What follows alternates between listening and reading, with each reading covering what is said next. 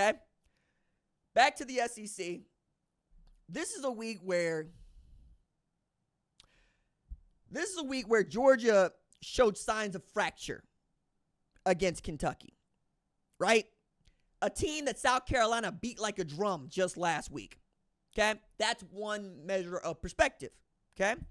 Another measure of perspective might be Kentucky demonstrated that the SEC is extremely deep by answering the call against the number one team in the sport and the presumptive favorite to win the conference championship and the national championship.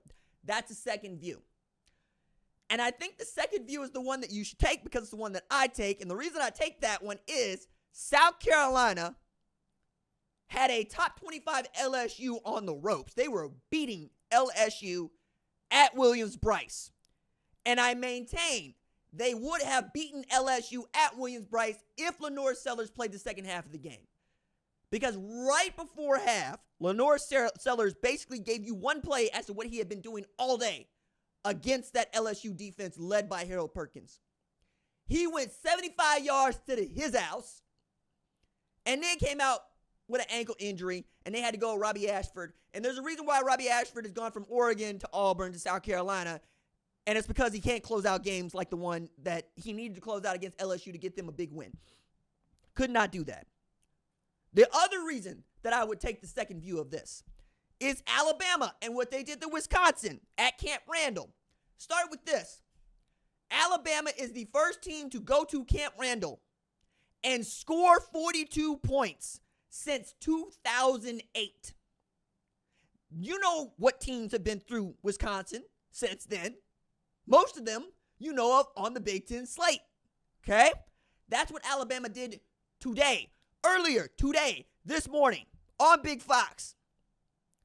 Another reason that I might say the second view is the one that you should take is Arch Manning, who became the first player since Anthony Richardson and just the third player since Johnny Manziel to rush for a 65-yard score and to throw a pass that went at least 65 yards for a score. And he did that coming off the damn bench.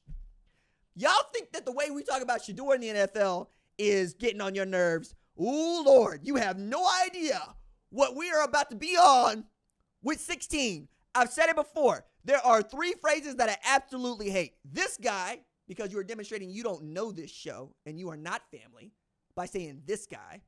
You don't go into the comments and say this guy. I'm RJ. Address RJ. Someone will probably answer. But this guy, nah, I don't do this guy. I don't do the narrative either. The narrative is not a thing we make up. It is a sequence of events that lead to a conclusion. We deal in facts. We don't deal in biases. There is no agenda here. And the third thing I absolutely, positively hate is the media. I am not the media. I'm RJ. If you want to talk about someone else inside the media, use their name. Use the broadcast. Use the network. Use the publication. Do not hide behind anonymity. Don't be a coward. We don't do cowards here. We don't do cowards here.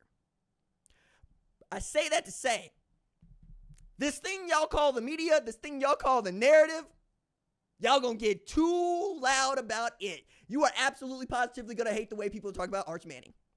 And I'm here to tell you, I can't wait to talk in earnest about Arch Manning because Arch Manning turns out to be everything we told you that he was probably going to be based on the facts before us. That man is living up to his pedigree. For those of y'all that want to get into bloodlines and want to get into family traits, this is y'all one. This is y'all one. I don't like that. I don't think that that's the way you should go. I think that there are some advantages to growing up associated with the job that aren't beneficial to others. For instance, my mother is a marriage and family therapist, right, by trade, right? She comes out of the Air Force as an officer, and she becomes a marriage and family therapist.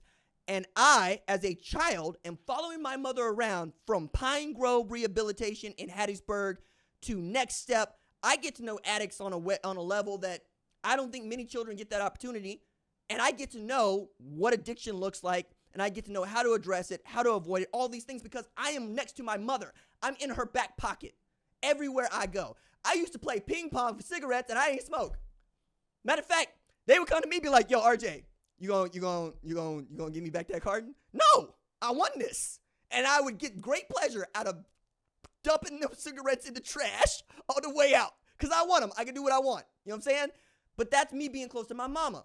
If you grow up in media, right, in working in media, and you are, say, Jeremy Schaap, and your father's Dick Schaap, damn right you're going to be a great journalist. You've been in his back pocket the whole time. You know, if I had little people running around, they would learn how to do all of this. That's what Arch Manning has. Arch Manning has that. So I don't want to hear nothing about no bloodlines. I want to hear about how he grows up the son of Cupper, who had all the wiggle, like his daddy. And Peyton and Eli, they ain't got wiggle like that. But they won Super Bowls as quarterbacks. Peyton Manning is one of the greatest quarterbacks who's ever lived. Eli Manning on the short list of the most underappreciated quarterbacks who has ever lived. Of course, Arch Manning is good at this. His granddaddy is Archie Manning. That makes sense to me. His uncles run the Manning Passing Academy. Yes, he's going to be good. And if he wasn't, we want to know why.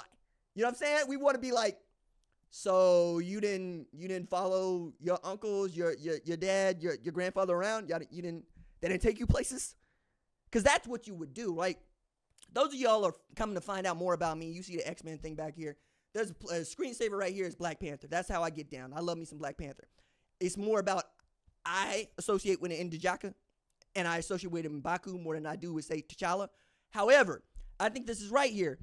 When T'Chaka was saying, as a father, a son who was not prepared for his father's death, I have failed him.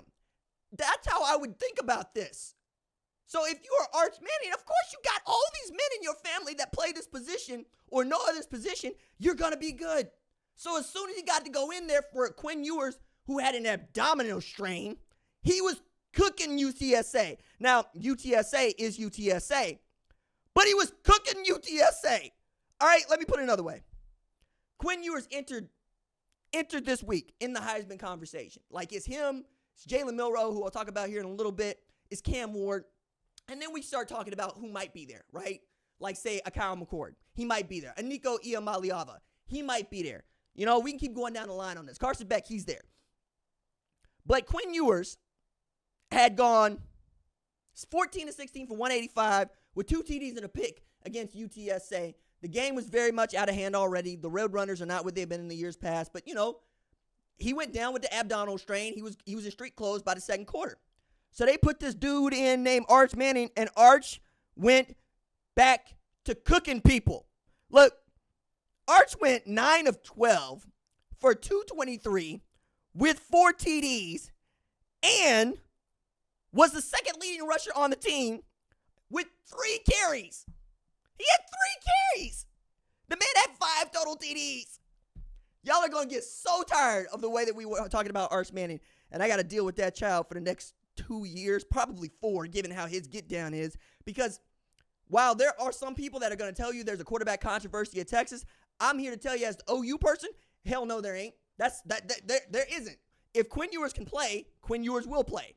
You know why? Because you're always going to have Arch back there. And until Quinn starts to mess up, and Quinn hasn't been messing up, you're not going to see Arch. You're going to see Arch in this measure. And you know what? This was what I had wondered about Texas. If I had any reservations about Texas as one of the 2 best teams in college football, this was it. Because I know that Quinn Ewers has not played an entire season of football at the University of Texas, period. He has missed at least 1 game due to injury every year. This game, he goes out due to injury. What happens? Well, the guy that's behind him now absolutely can cook. He can go. And he is in no hurry.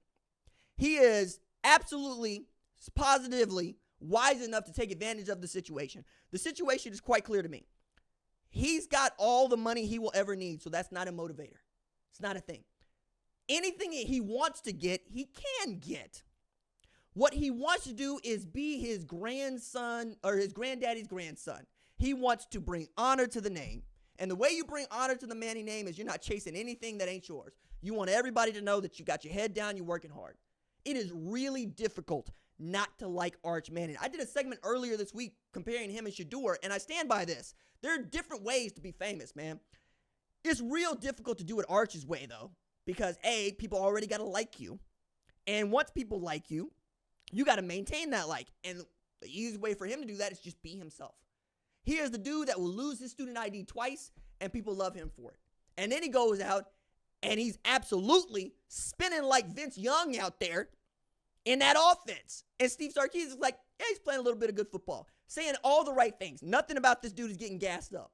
It's all right there for your ocular evidence. You see it. There's nothing to hide behind anymore. Love that for Texas. Hate that for Oklahoma. But you know what? It is what it is at this point. Texas looks like a juggernaut, man.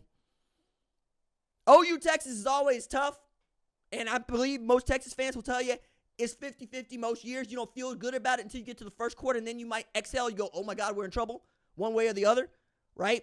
Either way, Texas already looking past Oklahoma to Georgia on October 19th. Remember, they got that game back-to-back. They got Oklahoma 12th, and they got Georgia on the 19th. And after that game, we're probably going to have not just the presumptive favorite to win the SEC championship, but once again, we're going to reset the table on who could play for the national championship. But the great thing about the college football playoff is going to have 12 teams in there, and 2 of them are probably going to be Georgia and Texas in some way. And the loser of that game, maybe they lose the SEC championship, and then they're the 5th seed, right? Which means that you get to host a game either at Sanford or at DKR.